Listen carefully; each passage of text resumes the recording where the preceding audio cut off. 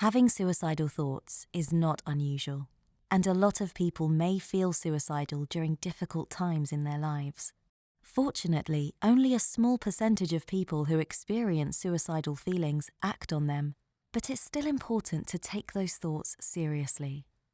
How can you tell if somebody around you has suicidal thoughts? How can you help? There are several warning signs which may indicate that someone could be suicidal. This film will show you some of the most crucial.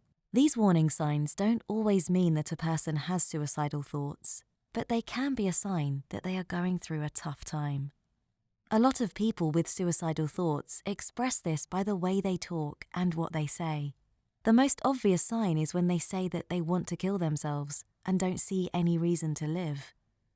Saying that they feel like a burden to others, that everything is hopeless, or that they are in unbearable pain are other warning signs to look out for. It's common for people with suicidal thoughts to be depressed. Some key symptoms are discouragement, anxiety, a constant feeling of sadness, a loss of interest and joy in most activities, and lack of energy. Some people with suicidal thoughts change their behavior.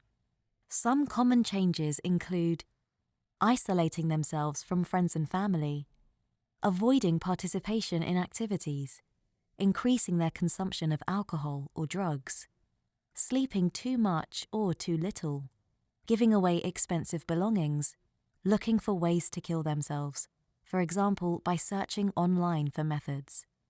This is a very serious warning sign. Do you recognize any of these warning signs in someone close to you and wonder how you can help?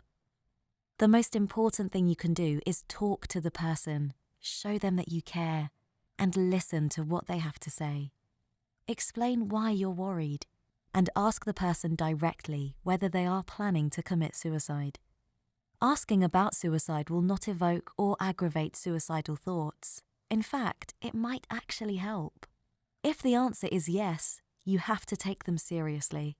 Additionally, you must have the courage to ask specific questions to find out more about the severity and how far the person has come in planning their suicide.